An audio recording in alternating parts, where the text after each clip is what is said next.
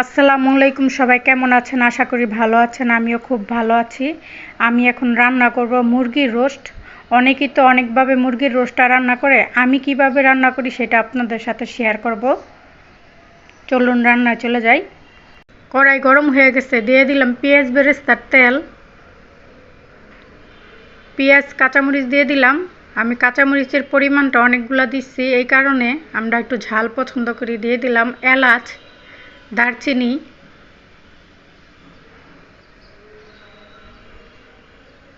আমি সাথে লবণ দিয়ে দিব। পেঁয়াজের সাথে লবণ দিয়ে দিলে পেঁয়াজগুলো তাড়াতাড়ি নরম হয়ে যায়।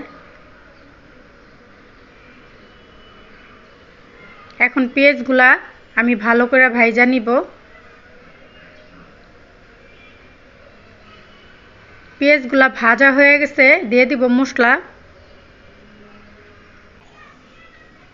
3 চা চামচ আদা রসুন বাটা, 1 চা চামচ জিরার গুঁড়া, 1/2 চা চামচ ধনিয়ার গুঁড়া দিয়ে দিলাম। এখন পানি দিয়ে 3 মিনিট মশলাটা কষাই নিব।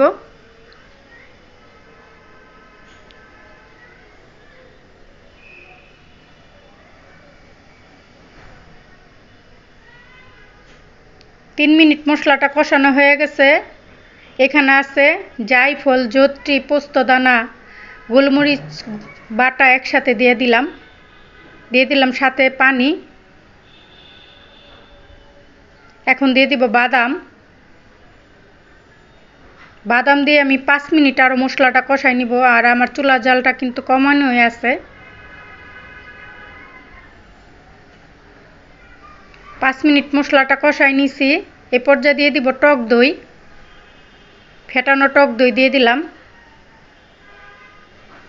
এখন ভালো করে নাইড়া চেড়া মিশায়া দিয়ে দিব কিছুটা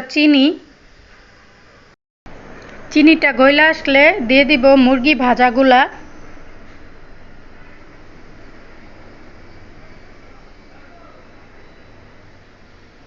চিনিটা গইলা আসছে, দিয়ে দিলাম মুরগি ভাজাগুলা। মুরগি ভাজার সময় আমি একটু ফুড কালার ব্যবহার করছিলাম।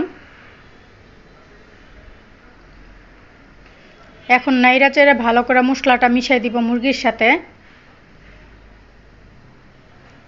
আর আমি অফ ক্যামেরায় অল্প একটু পানি দিয়ে মুরগিগুলা কষাই নিছিলাম। এখন পরিমাণ মতন পানি দিয়ে দিব যাতে ভালোভাবে সিদ্ধ হয়।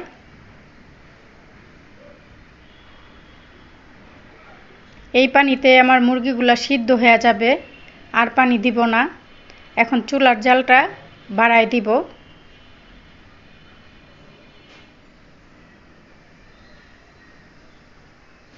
দিয়ে দিব ঢাকনা।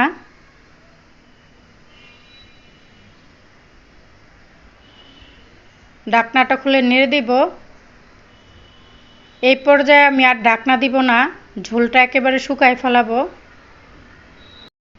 এখন ঢাকনা ছাড়া আরও 10 মিনিট রান্না করে নিব। শুধু কিছুক্ষণ পর পর আইসা নাইড়া দিব। এই পর্যায়ে চুলার জালটা মিডিয়াম রাখবো, নয়তো নিচে লাগা যাবে। শুধু কিছুক্ষণ পর পর আইসা নাইড়া দিব।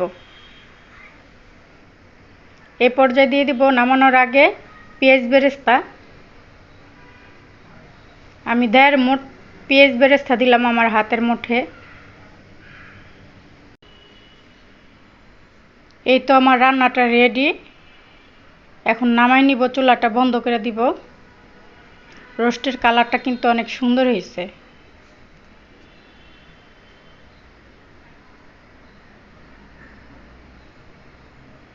এই তো আমার রোস্ট।